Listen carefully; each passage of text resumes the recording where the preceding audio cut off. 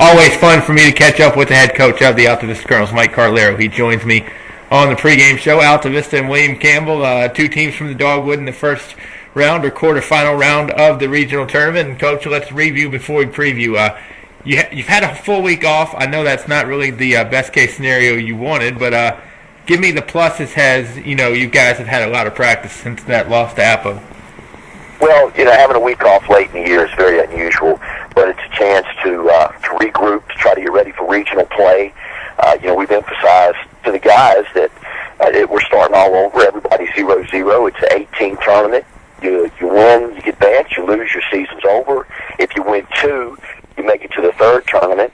And, the point for us for the whole week off was to go hard, have a lot of pride, feel like that we have a chance to win, and we do, like anyone else, and improve on some of our mistakes. And in the Appomattox game, mistakes that definitely killed us. Our turnovers went back up. That was a problem. Finishing around the rim and getting some easy shots to go was a problem. And, sometimes that's just a matter of concentration, which we really emphasized last week. Rebound in the basketball is really a top priority for us. So, those are the things we concentrated on that occurred in the Appomattox game, and they've occurred on and off throughout the year, that we put all of our time and effort into for a week. We had a real good, hard, physical week of practice. We went at each other really hard, and everybody was positive, and we felt like we had a good week. And, we're anxious to get on the floor tonight with William Campbell, see what we can do. And, let's talk a little bit about William Campbell. I know you didn't really get to see anybody this week outside of, your scouting, and I'll let you talk about that real quick. But, William Campbell, do you like the fact that you're playing a team that you've already seen in a game that's really win or go home? Well, if you wish too hard for something, you get it and it doesn't work out. Right. So, a lot of the guys were saying, let's play William Campbell.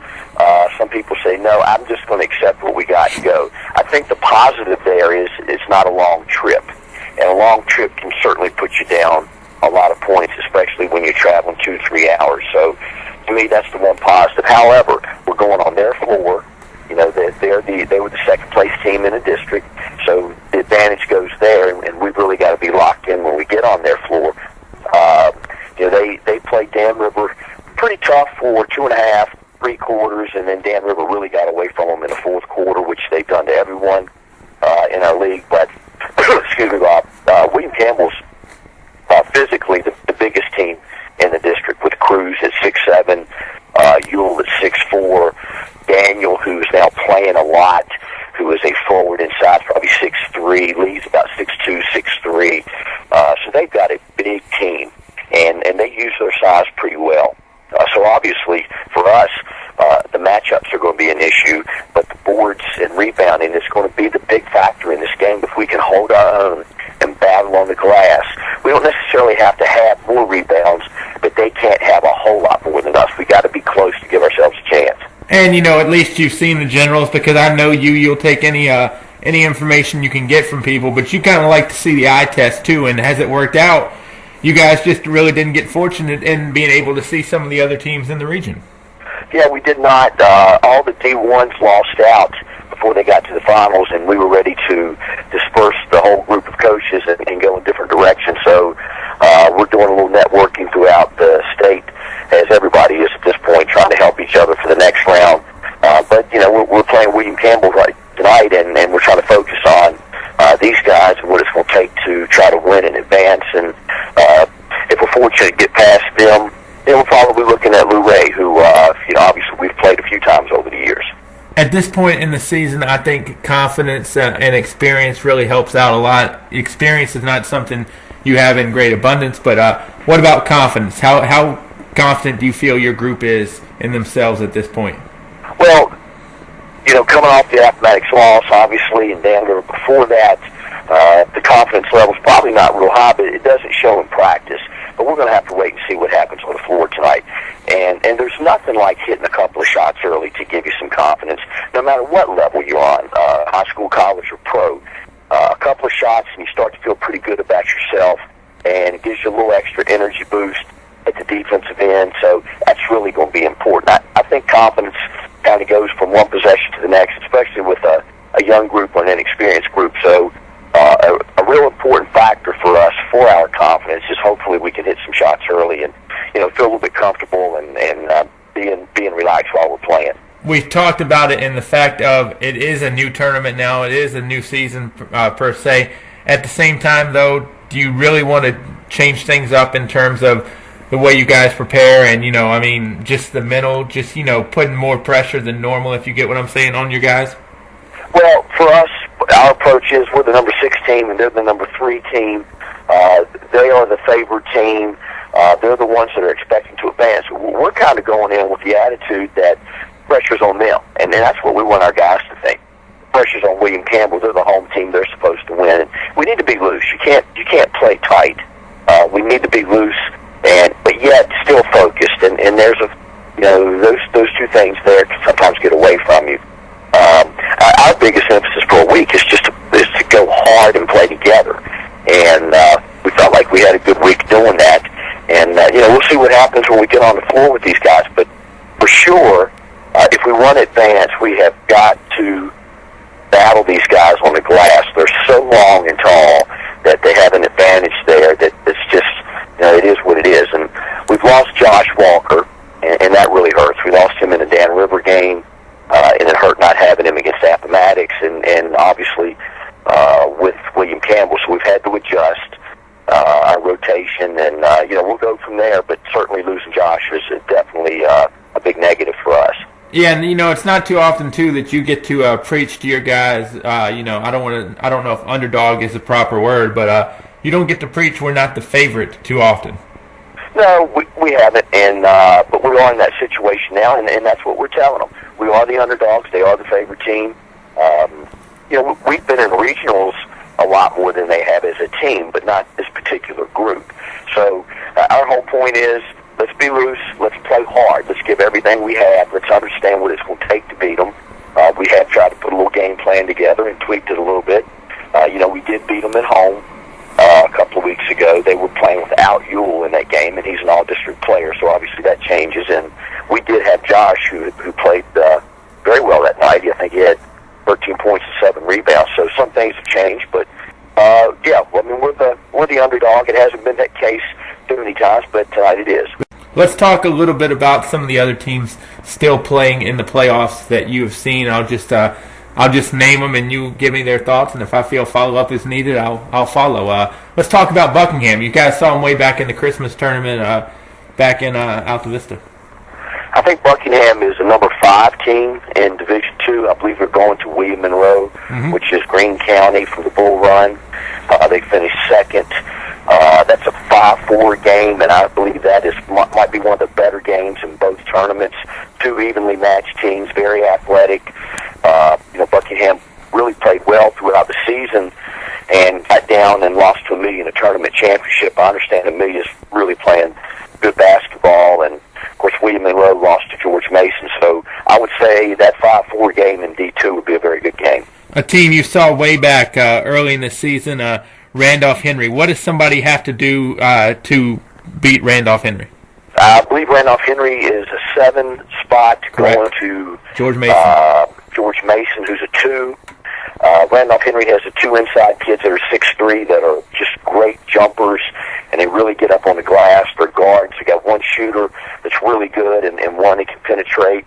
And then they've got a combo guard that's about 6'3", that kind of does a little bit of everything. So I would think that for Randolph Henry, you got to take the post play away, and you definitely got to match them on the glass with those kids. They really jump well, and they have an advantage when it goes up on the rim. So I haven't seen Mason. I know Mason is usually a very good three-point shooting team, and they run their offense very well. I don't think they're real big, and I would say their biggest concern will be keeping those guys off the boards. Nelson County's on the road at Amelia.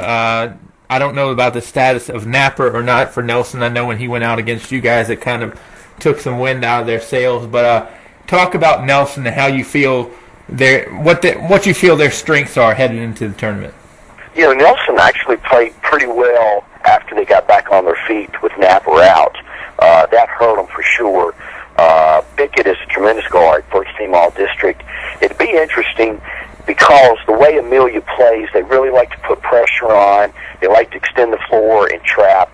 And they may be playing into a somewhat of a trap, I might add, that they start trying to trap Pickett, and he could present a lot of problems. He's a very confident young man. He's a tremendous player, especially as a sophomore. And he's got great size at 6'1", and he's just got a point guard body, long arms, big strong hands, and a tremendous confidence. So even though that's 8-1, I think Amelia better be a little careful about trying to trap him, because he can make things happen for them, and the other guys just feed off of him penetrating and pitching out. And another 8-1, the mighty Wildcats of Dan River, they will have Clark County, according to my facts. Dan River is so tough. They've been here before for the last several years. They have winners and confident players with Trey Edmonds on the squad.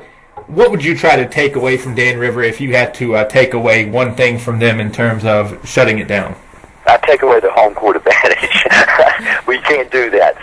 They're very good on their home floor, and most people are, but they probably have gotten to the point the last couple of years that they're just about unbeatable there. Which we beat them in the tournament last year and played them tough this year, so I'm proud of how we've gone down there. I think for Clark, first of all, Clark comes out of the Bull Run, and I believe the Bull Run from top to bottom may have been the best district in the region this year. I like to feel that the Dogwood usually is the best, and certainly not selling any of us short. But top to bottom, that may have been the best district in the region. With that being said, Clark's usually a very fundamental team. They're usually a pretty patient team. They've always had good shooters. And I would think that for them, Coach Emark's whole approach would be dictate the tempo. Do not let Dan River get on any of those type of runs that they get in which they can score points so quick that the game's over with. Sometimes before you can get a timeout, it can completely get away from you with just 2 or 3 possessions, especially in Ringgold. So Clark County, to have a chance, will have to control the tempo, keep them off the glass, and hopefully hit some shots that they'll get some looks, especially if Dan River starts scrambling. But if they get into a wide-open game, and I haven't seen Clark, I would think they're at a disadvantage. And they're traveling 5 hours down the road. They're coming from Berryville, which is almost West Virginia, all the way down to North Carolina. So they got a tough situation there. How much at this point in the season does coaching experience help? Because, I just look around. Obviously, you've been deep quite a few times. Gruce has been deep quite a few times.